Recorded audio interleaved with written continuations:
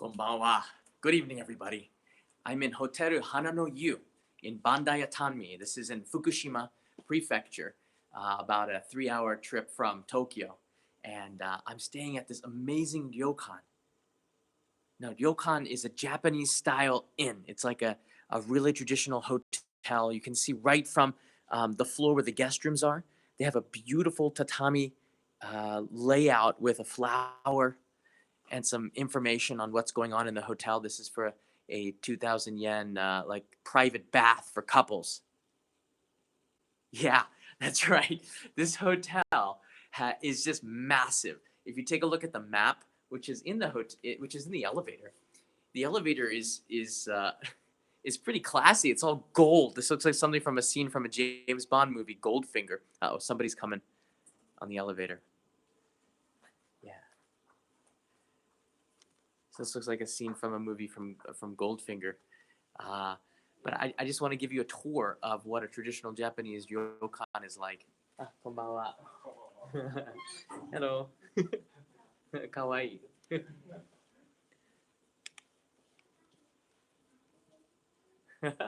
So they're going to their room. Now, in a Japanese ryokan, you have to wear traditional yukata, right? This is sort of standard for everybody. So I'll give you a look at what mine looks like here. Little fashion show.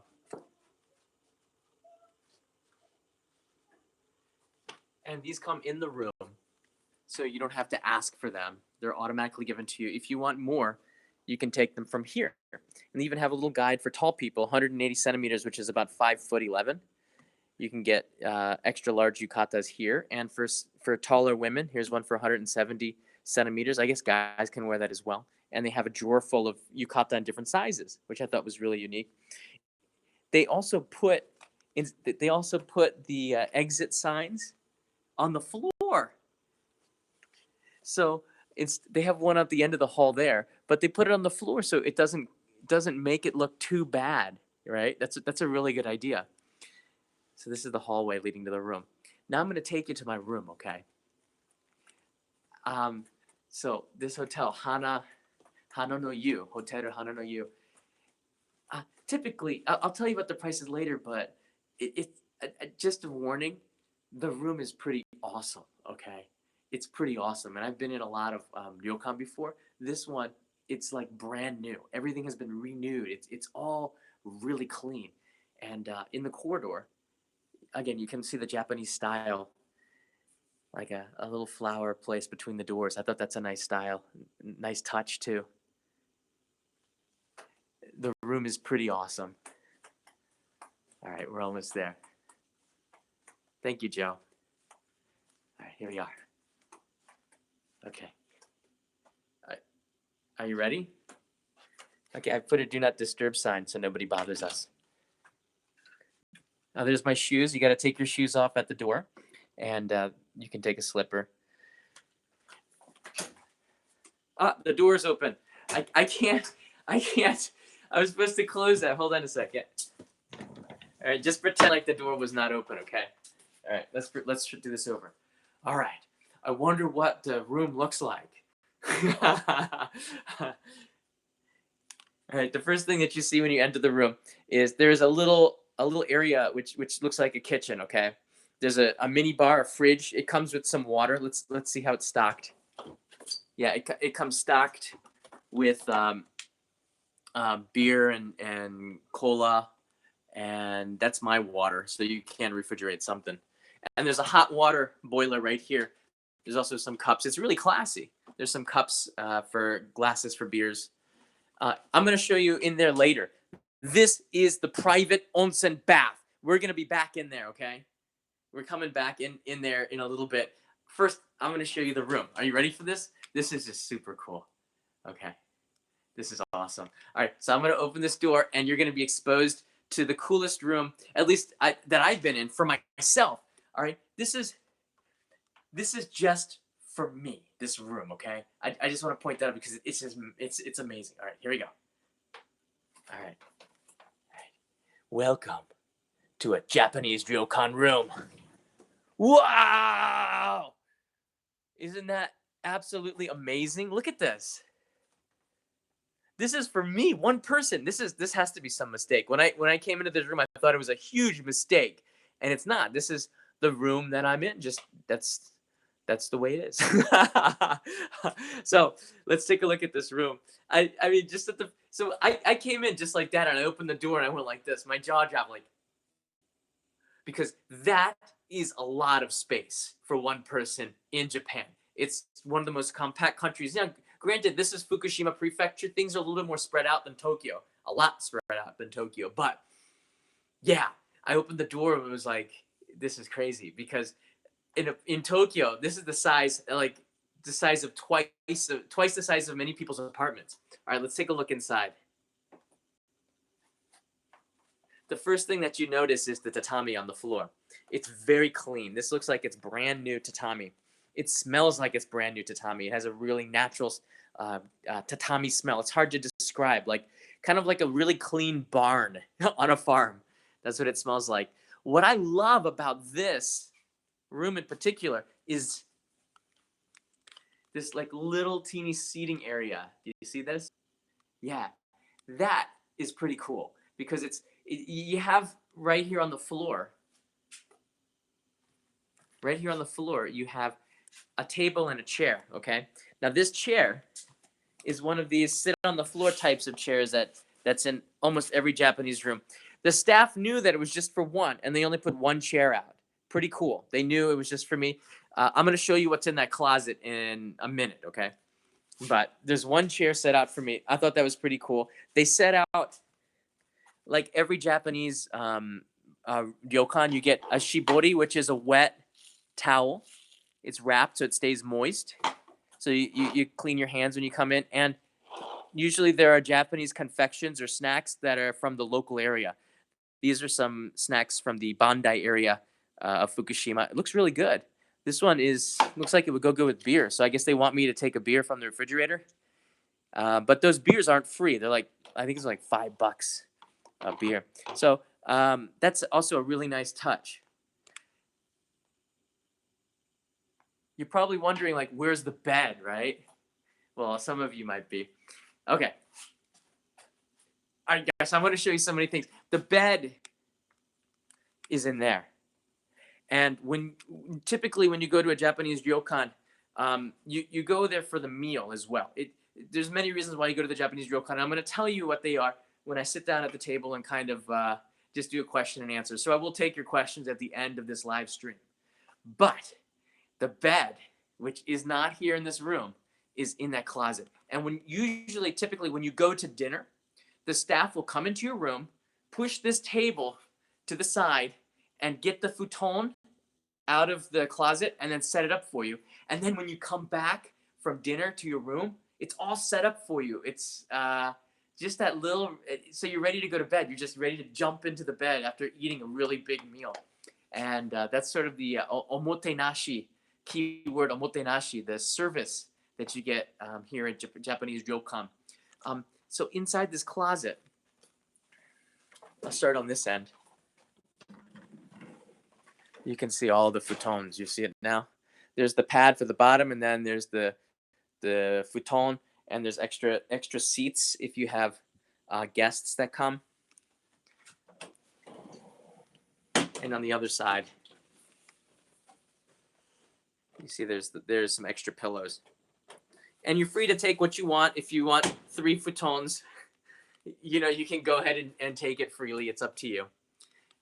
Let me just look at this room a little bit more. The thing that struck me, now every Japanese ryokan has a flower and a scroll or a painting. In this case, it's a painting or some kind of tapestry or something on there. So that's a nice Japanese touch to it. The phone calls the front desk, and these shoji paper doors are actually opening to the window. Right there. And you can't see through the window, but I have a nice view of the Bandai-atami area. There you go. That's another thing that I think a lot of people don't pick up on when they come to the Japanese ryokan. Maybe they do it after a couple of minutes, but see these lights? These lights are made from washi paper, like that traditional Japanese paper. You can see I'll take you. This one is the most striking one. The one right in the center of the room on the roof. And do you see that on the ceiling here? It's flickering because of the light, but if you can bear with me through the flicker, you can see on the paper, you can see some of the rawness of the paper. They leave it in when they make it, and it has that really rough wabi-sabi texture to it, which is sort of incomplete, imperfect, perfect. And that really subtle glow that comes off of the paper, it's what sort of makes this room really special too. It's the lighting as well. It's not too bright. It's not dim. It's not like halogen lights that are pointing down into one area. It's just a really cool, even color, even brightness around it. And that's a touch that I don't think a lot of people might pick up on. Yeah. All right. So now that I've introduced you to the room, and there's like an auto light for the closet. This here, if you want to go out with your yukata, you can wear this as a jacket. So it's pretty stylish. Yeah. And here there's usually a toothbrush and towels for the onsen. Here's another yukata that came with the room. And there's a second light. So this is a pretty standard tatami room, and it's for a family. I would say that this room is probably for a family of 4, but tonight it's ours, which is pretty super cool. All right, now I got something else to share. We're not even close to done. All right. This tour is going to the next level. All right, so this place, Hana No Yu, this ryokan, it has a private onsen bath. So that means if you have a tattoo or you're too shy to go to the public bath, and they have an amazing public bath. It's huge. You could walk around naked for 5 minutes and always find a new area inside this public bath area that I was filming for the show. But if you're too shy and you don't want to go to that bath, oh yeah, this place has you covered, and I'm going to show you that right now. So there's the door. Here's the toilet. It's one of those, ones with the washlets on it. Every toilet comes like that. The smart toilet. All right. 2 sinks. This is from my left hand, and this is from my right hand. You can see there's amenities as well. Probably Shiseido paid for that. Now, beyond this door lies my own private onsen. Yeah. All right, let's take a look.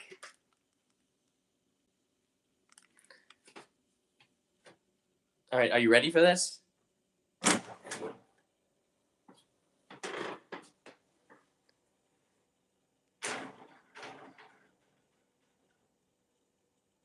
That is a bathtub made of wood. Yeah. It's made of wood. I think it's made of cedar. There's a carving in it. Yoshidai something. I can't read that one. Here's the wooden nail in it. It's very well made. It sort of doesn't really fit. All the tiles around it and the fixtures look like a regular bathtub, and then there's this wood. Really solid wood. It smells like cedar. It has an onsen smell to it. I actually washed it out before. I'll get into it. I'm going to fill it up. It does work.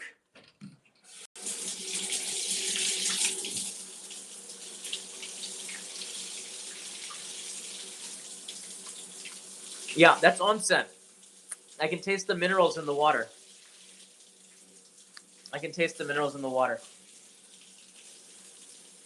So you get an onsen right out of the tap.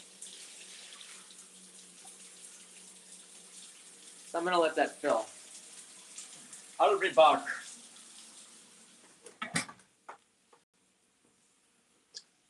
that's cool.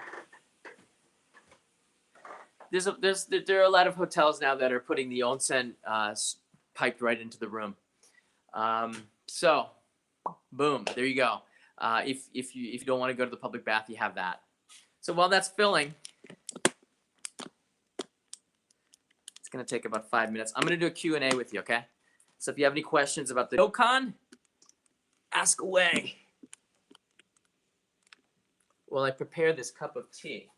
Another one of the amenities is that they leave you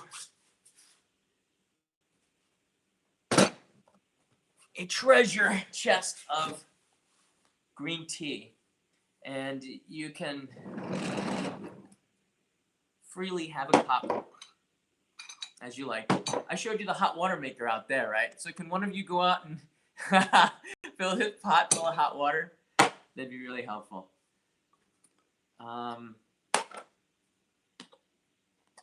There you go. These are bags. So one bag looks like this. It's full of green tea. Toss it in there. Fill it with hot water. And you got yourself some tea. So if you have some questions about ryokan, I'm happy to answer them. That's the great thing about live streams. So this ryokan is called Hotel Hana No Yu, and I'm here for about between 7 and 10 days, depending on the weather, to film 13 different onsen in Fukushima. It's a job. It's sort of a job that I really wanted to do because I want to see as much of Fukushima as I can, because I used to live in this area, and when the chance came, I said, yes, I'm going to come and do this onsen challenge. And there's 3 aspects to the onsen, I think, to this trip that I think is pretty cool. Number 1 is the baths. The onsen baths are amazing. The first 2 years of my time in Japan, I did not go to an onsen or a public bath or a ryokan because I was too shy to take a bath in public and get naked. I just wasn't used to it. There weren't that many tourists to Japan in 1998. There weren't that many foreigners in Japan in 1998. It was a different world 20 years ago. Japan didn't have the Olympics coming. They didn't have, wait a minute, they did. They had Nagano, the Winter Olympics in 1998, but it wasn't really as big as the 2020 Olympics in Tokyo, and Japan was so expensive, people weren't coming here for vacation. So I really didn't know that much about Japan before I came here, and I was too shy to go into the bath. So I missed out for the first 2 years. What a waste. This place in particular, this is my second onsen, on the third onsen on the trip. The last one was Yumoto Onsen near Iwaki, and I went to 2 different baths, 2 different places there. Yeah. So this one is called Bandai-atami. This hotel is Hotel Hana No Yu. Hotels, ryokan rooms cost typically $120 to $150. Okay, $120 to $150, or 14,000 yen, roughly. That's basically the lowest price, and for this money, you're getting a lot. I mean, it's something that you can't pass up. If you think that's kind of expensive, then you might be you're gonna regret not coming, because what you get is the access to amazing bath and to the onsen 24 hours while you're here, or almost 24 hours. The second thing you get is like the most amazing Japanese cultural experience. You get the service. You get to see Japanese service full blown, like it's just boom, right in your face. Then you have the room, like this amazing tatami room, right? Let me push the table out so you get more of the room. You have this amazing tatami room, and I mean, if you haven't stayed in a tatami room, staying at a ryokan is the reason why you want to have this sort of experience. The other reason is the food, and I have to tell you, the biggest reason why it costs so much to stay at a ryokan is because you're given 2 meals, typically in one day, 2 meals. You get dinner. Dinner is usually immaculate. It's awesome. You have local produce. It's all made by a chef, usually that is very well schooled in Japanese cuisine. The plates, the trays, the platters that they give you, the sets, They're all beautifully decorated. And if you look at my Instagram page, Only in Japan TV, you will see some of the amazing food that I had yesterday, last night. Tonight was a little bit different. This ryokan has a what they call a Viking. It's a smorgasbord. It's all you can eat buffet style dinner, and that's becoming more popular. But the course meals are like amazing. If you ever want to get kaiseki ryori or really traditional Japanese food, seasonal food. Right now it's autumn themed. Everything has momoji leaves. It's autumn themed. You want to go to a Japanese ryokan. I can't imagine anybody coming to Japan and not staying in a Japanese ryokan. I mean, it just would be insane. Everyone tells me, what do I have to do in Japan? Stay in a ryokan. So the food is really amazing, and you might not be able to eat all of it. It's good if you want halal food, or if you want a special cuisine, or you can't eat meat, you're vegetarian. Call ahead to the manager, and they will accommodate you. I had two friends visit me from the United States. One of them was a very strict vegetarian. She went to an onsen in Niigata and in Yuzawa, and she told them about her dietary needs. She wanted all vegetarian food. Boom, they got rid of all the meat, even for her boyfriend, which he didn't really care that much. He said it was still really good. They changed the menu for them, and they can do that if you ask. That's part of the omotenashi, the service that you'll get. Yeah. So it's the food, it's the room, it's the service, it's the tradition and the culture. So it's really four things all give you this really incredible experience at the ryokan. And you get to wear yukata. You don't have to do it in summer. You can wear the traditional clothes anytime here. This Bandai-atami is an onsen town. This is a place where there's a lot of other ryokan. If there's a ryokan around a main water point where the water is coming out naturally, like an onsen, there's going to be a lot of resorts, and that makes it an onsen town. Like Noboribetsu in Hokkaido, and Minakami in Gunma, and Kudokawa in Kyushu. There's a lot of and Beppu, which is probably the biggest onsen town of them all. Yeah. This particular room, how much do you think this costs? Can anyone tell me how much they think this one? Okay, well, the water is gonna overflow. Yeah, you're right. Okay, hold on a second.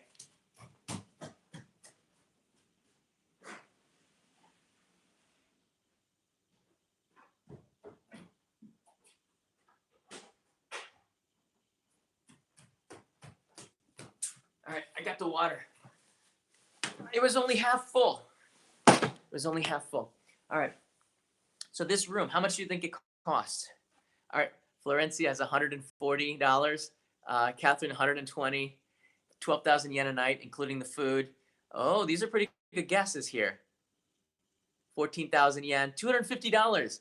$100, $100, $120, $60,000 a night. Oh, do you mean like yen? 24. All right, Rolf, you're the closest, man. Rolf wins. So this room costs $220, roughly $200 a night. Between $200 and $240 a night. It's 22,000 yen, and you get this big, massive room.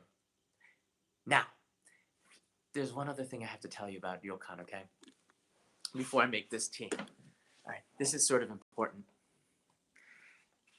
When you go to a ryokan, you pay per person.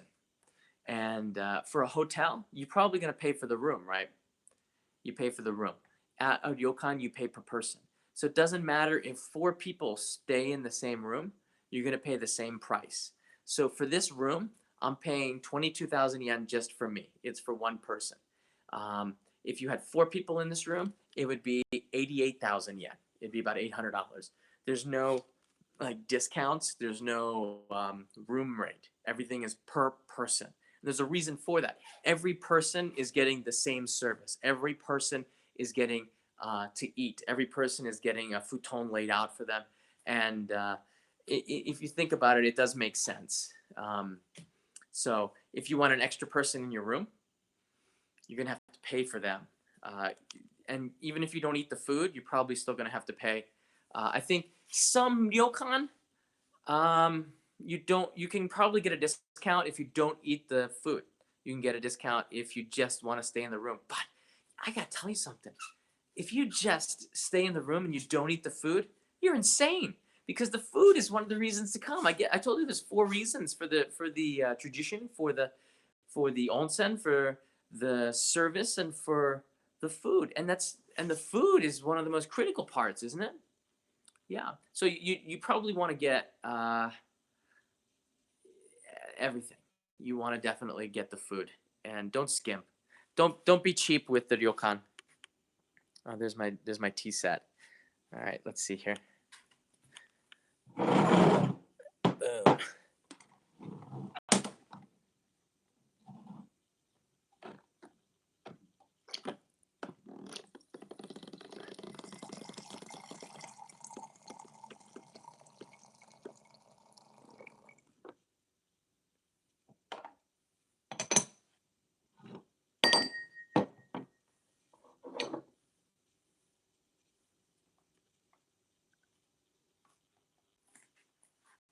Boom.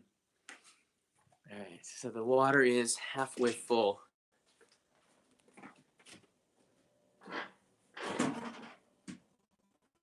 There you go. Okay, I just put it on the hottest, and it's onsen temperature. It's about 45 degrees, 46 degrees Celsius. Oh, it's got the mineral smell to it as well. You have body soap, shampoo, and a shower as well for anyone on the run. It is pretty hot. It is pretty hot. Yeah. Gosh, I'm just loving this room. Thank you, William. Get something on me. You're going to take students to Japan in July 2018. Could you recommend things to do? Yeah, go to a ryokan. Recommend something to do. Go to a ryokan. I just want to stress one more time. Yeah, I want to stress one more time how important it is if you want to experience Japan. You're definitely going to want to come to a place like this because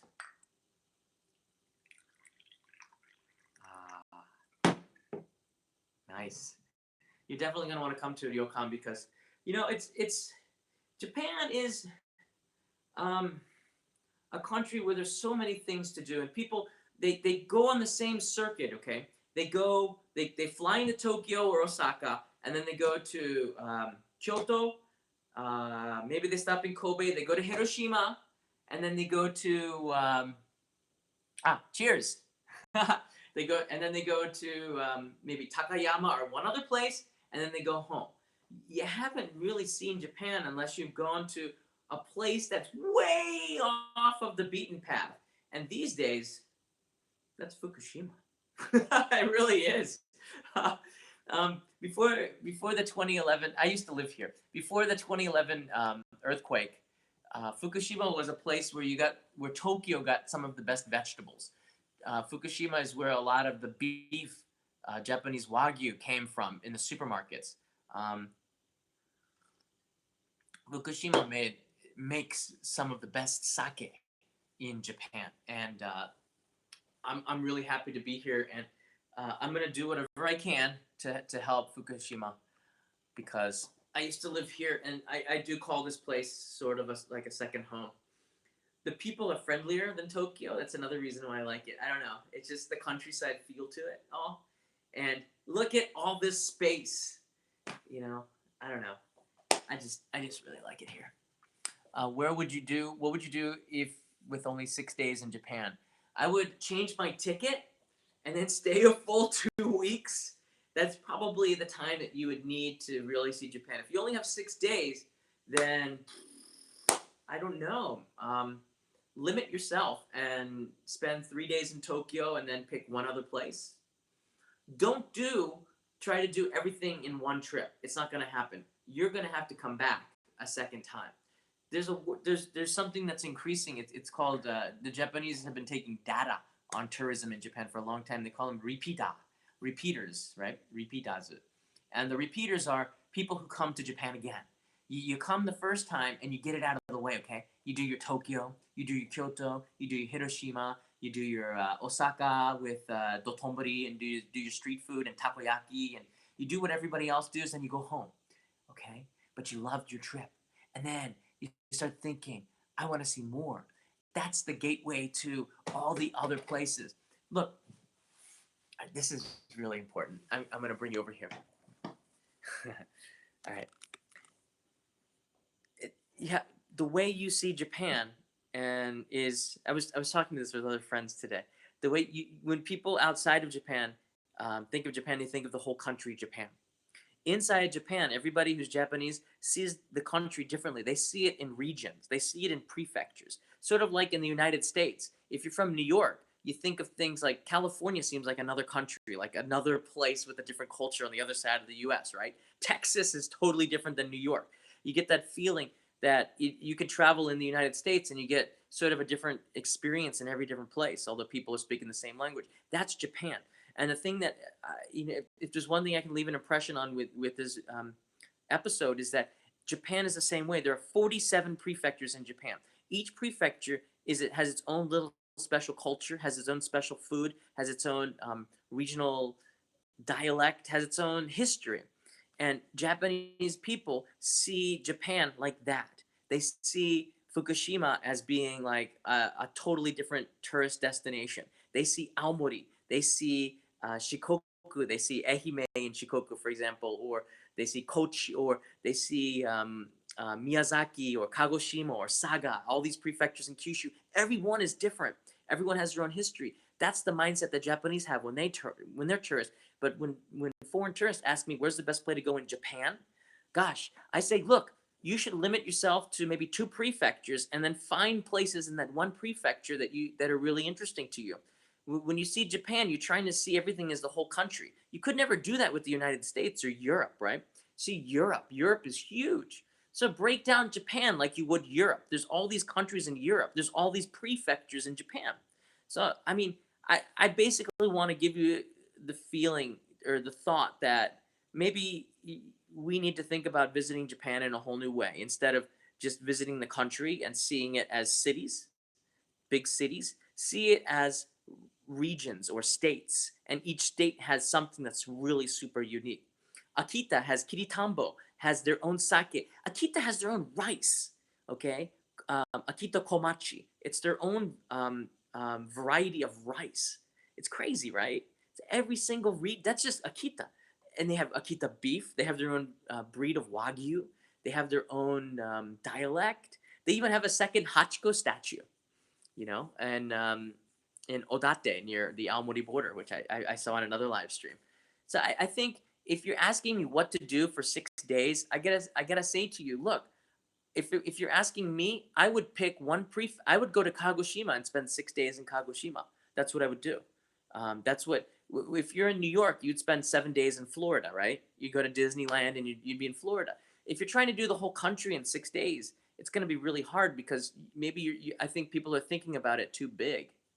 I don't know if that makes sense to you, but that's my thoughts on this. That would be great. So MA has a good top. That'd be great if we can understand the language. Yeah. I don't know. Like I think if people aren't going to understand you in Kyoto, they're not going to understand you in Osaka. I'm not going to understand you anywhere else. So I don't think it makes a big difference. I noticed that if you're patient, everybody will try to communicate with you in English. And if you have Google Translate, which is a free app, you can communicate with anybody if you just type in there and show them what you want to do. I think we have to use technology now to bridge the gap. And there's no place in Japan you can go and feel like you can't communicate. If you have a smartphone, you can communicate with anyone in the world because you have access to an app called Google Translate, which is free, and you can even verbally translate stuff. So there's not much of an excuse. And there's lots of third-party applications to help you translate. So there's no reason not to go out to the countryside because you're afraid you can't communicate. Just spend a little bit of money to get a pocket Wi-Fi for a week, or get a SIM card for your smartphone at the airport, which is pretty affordable. You're going to have access to communication. You know what I mean? Japanese people are one of the most helpful people you'll find. This is from Ben Phillip. even if you can't speak a word of English. I think so. That's the omotenashi spirit.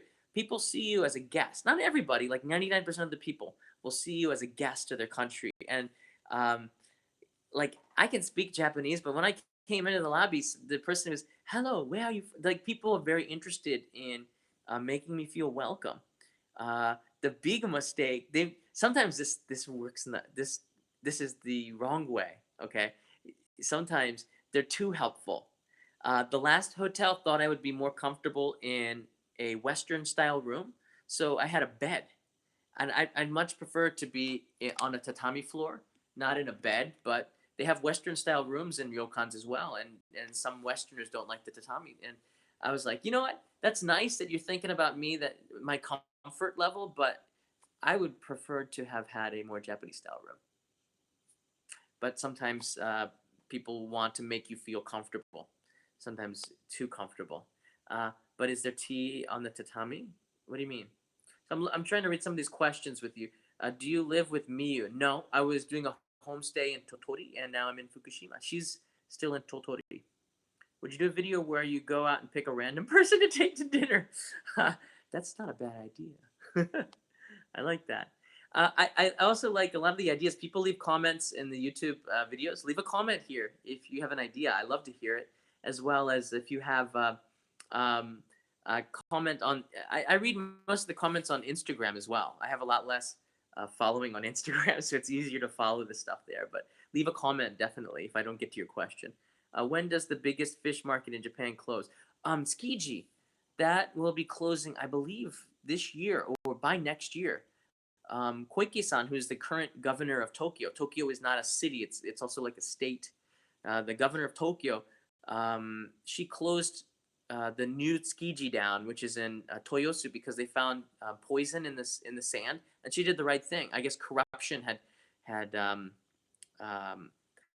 like they cleaned it up too fast without checking the area. When she became the mayor or governor, she did an environmental check and found that it was poison. So they've been cleaning that up despite all the economic impact. I think she made the right call, and I guess it's going to be by the end of the year or next year. Yeah, they're going to move Tsukiji to another area. I'll be there to cover that. Couldn't believe how clean Japan is. Puts Australia to shame. Look, Japan puts a lot of countries to shame because of the cleanliness. People have this certain personal responsibility where if they see something in front of them, trash, they'll pick it up.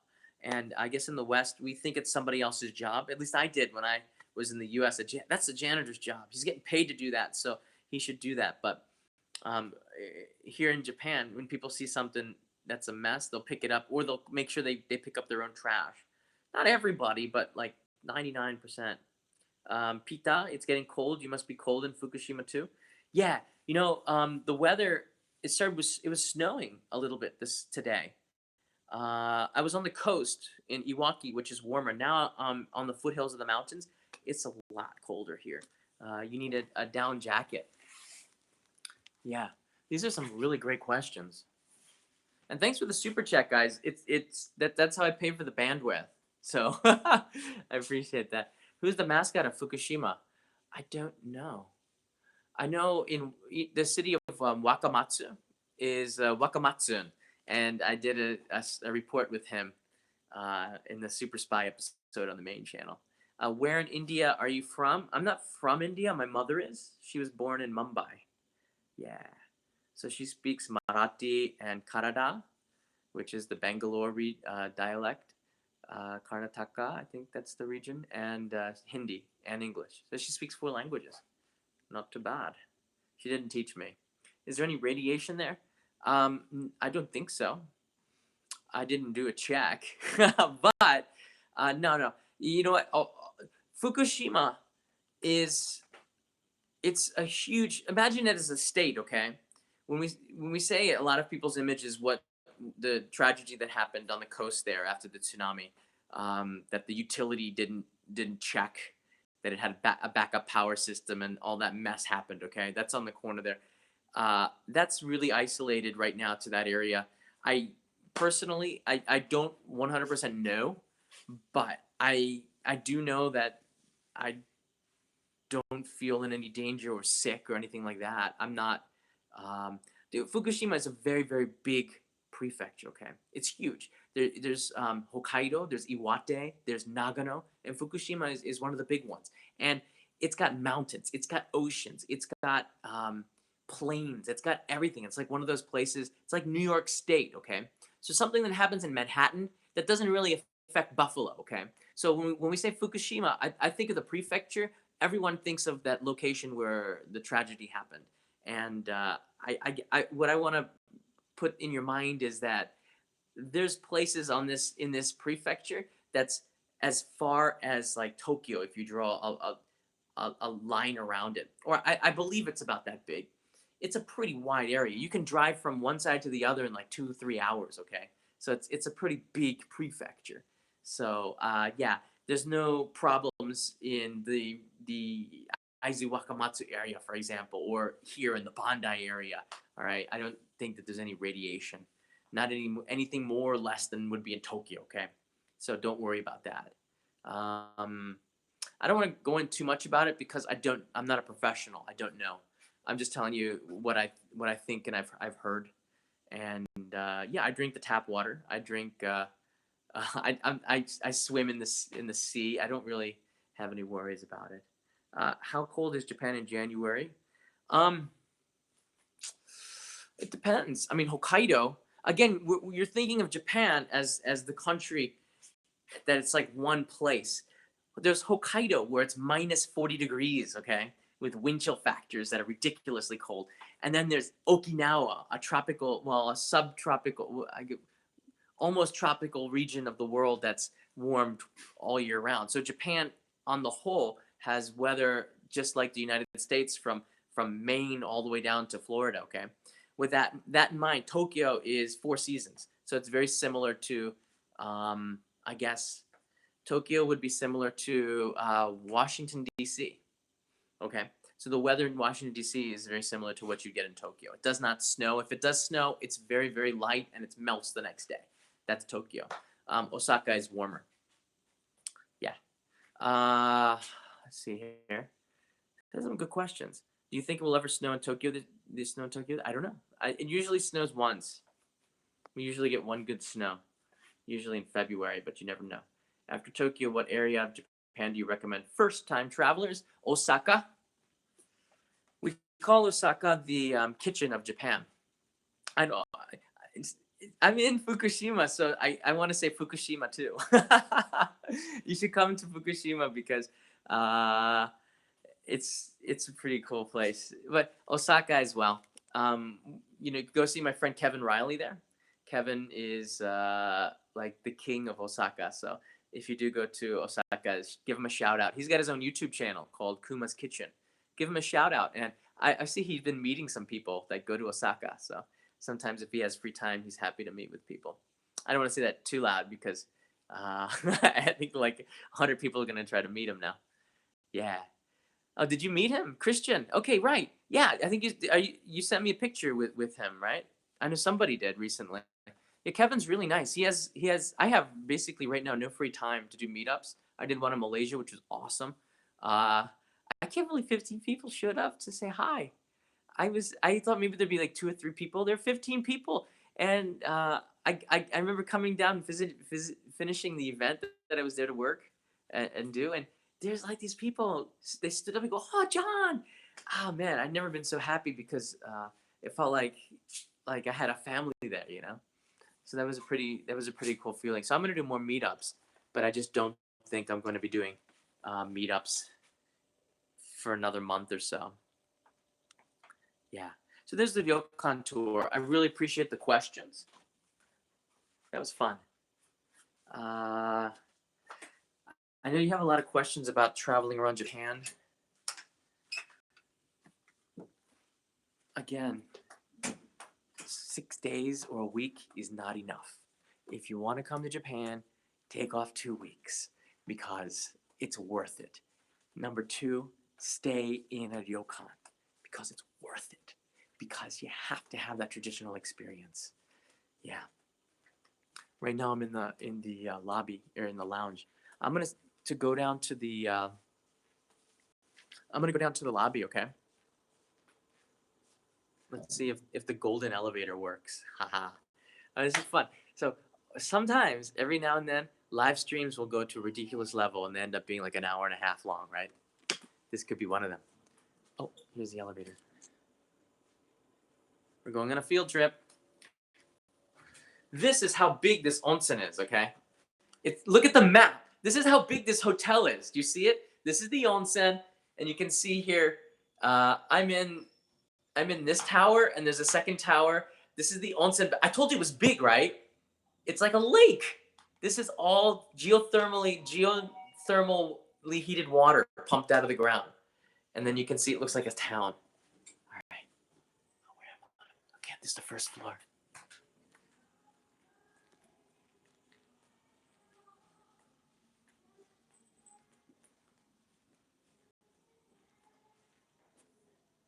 You? Me. That's a sign for bath. All right. It's getting late, so there's nobody really down here in the lobby. They're doing karaoke.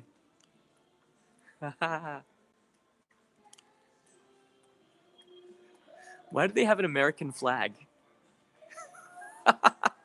I'm not gonna go in there.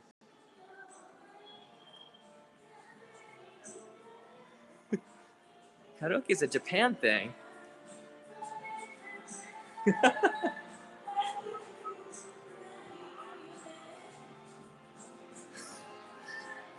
It's called Las Vegas. Las Vegas.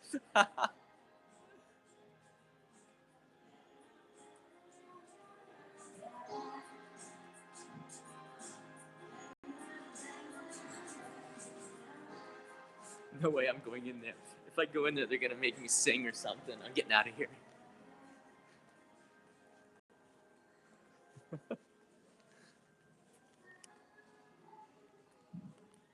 They even have gachapon machines. How cool is that? So there's a gift shop here, and they sell stuff inside the onsen. I think it's still open. Wow. Some local confections with green tea. Wow. Oh, 何時まで? もう閉まった? あ、そう。すいません. Already closed. Oh, look at that beautiful tree. Fukushima has one of the biggest. Oh, that's it. This is one of the biggest sakura trees in Japan. Look at that. I gotta be back here.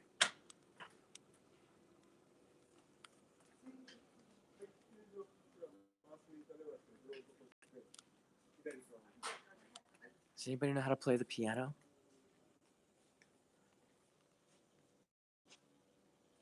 Look at the big windows. You get a really sense of nature when you come into the lobby.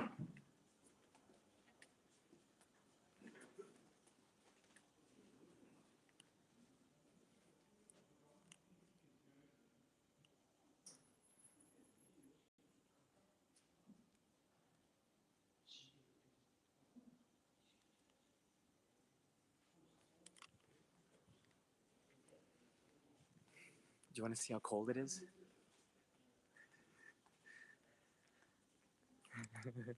I don't know.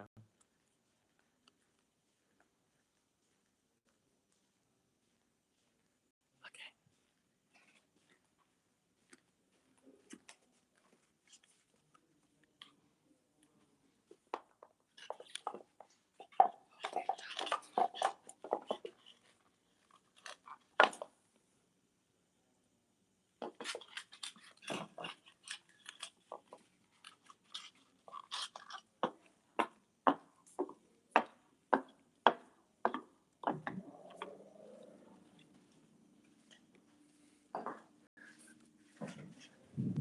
Oh my God.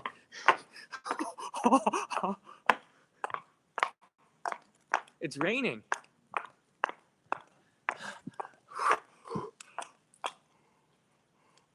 I can just about see my breath. It's pretty cold. Oh my gosh. There's a look back at the hotel.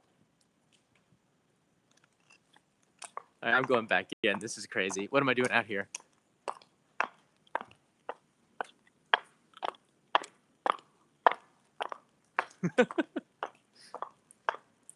There's the sign for the ryokan.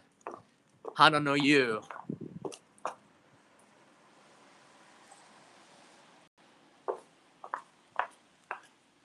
Ah, it's freezing.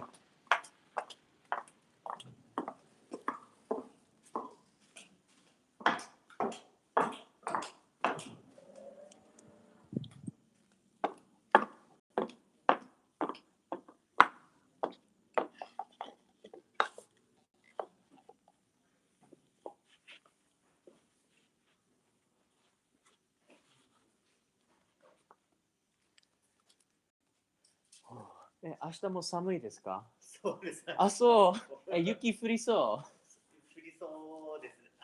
一応降らない予報ではあるんですけど、う。うん。結構雨も降ってきて、ちょっと雪にそうだね。変わりそうな感じですね。ありがとうございます。So he said it's raining. Tomorrow's gonna be really cold, and there's always a chance of snow. Oh, that's pretty cool. I didn't notice that. There's water. They're pumping in the water. Oh, it's just I can feel heat from it. This is onsen water, so it's warm.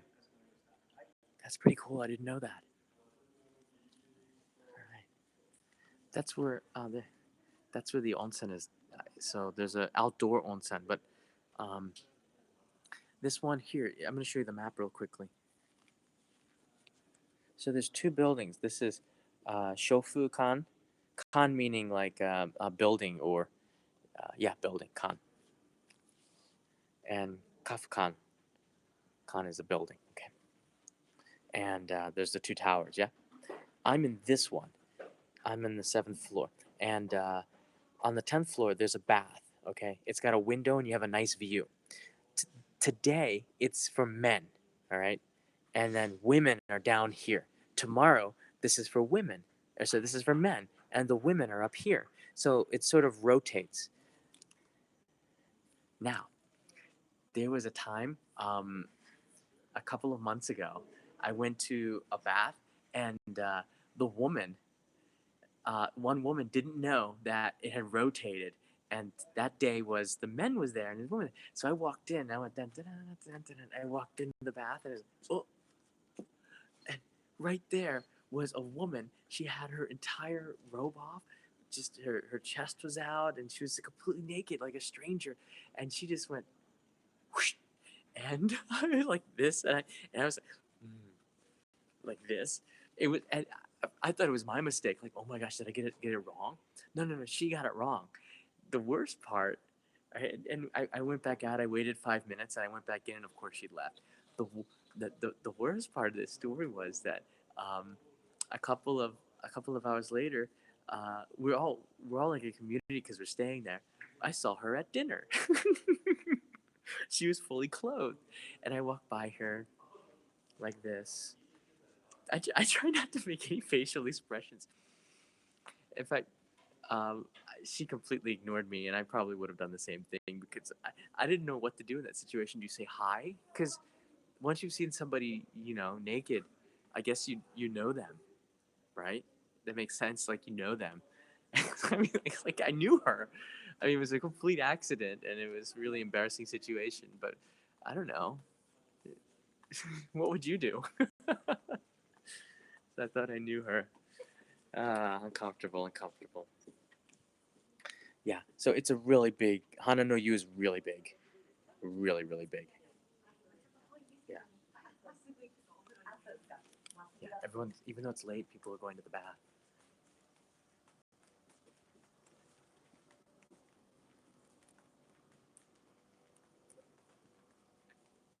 It's like a procession going to the bath. The women's bath's on the 1st floor, and the men's bath's on the 10th floor in my building. I had permission today to film in the bath. They only gave me 30 minutes. There's a 30-minute break when they clean the onsen, the baths, and they said, sure, you can go in there and film. This place is so big. I just no. I'm not gonna do it. No karaoke for me. That's another episode. And I have 5% battery. It's telling me I got 5% battery. This is a great place to end the stream. Yeah, that was a nice adventure, everybody. Thanks for joining me for this fun adventure filled with a lot of mystery and history. Yeah. So thank you. The public baths, they usually have a closing time. This one is closed at 4 to 5 in the morning, and then it's closed from 7:30 to 8 at night for cleaning. They told me if I needed something to film and I didn't film it, I can come back at 4 in the morning. I'm not doing that. That's never gonna happen. I'm gonna go back. I'm not going back. I think I filmed enough. And at 4 in the morning, it's still dark, so I can't see anything still. So I filmed this one at night. And you know what? There's two things that are weird. Being naked out in the snow, which is pretty cool. It's like what? Like you're completely naked and you're freezing. You're like and then you run into the hot water, and your body's warm, but everything around you is like snow. It doesn't register. Like why am I not cold and it's all snowing and I'm naked in the water? To me, that's sort of like a surreal, cool experience. And then there's uh, being naked at night in the bath. That after being naked in the day for a long time, staying in a ryokan, you can do it at night, and it's sort of I think it's a dead zone. Couples might be doing something in the late hours, so they have a CCTV camera just to make sure that no crime or of passion happens. That's, I guess. uh, the karaoke booth is getting a little randy over there too. So thank you everybody for watching this. I'll be live streaming all week while I'm here in Fukushima. I want to bring you a piece of this area so you can experience it. I like the live streams because of that. We can do it like this, where I can see your comments and respond to you. And leave a comment below if you're not watching this live. I do look at the comments and read them, and these questions really help me make the content better. So all the feedback helps. Thanks everybody, and see you tomorrow.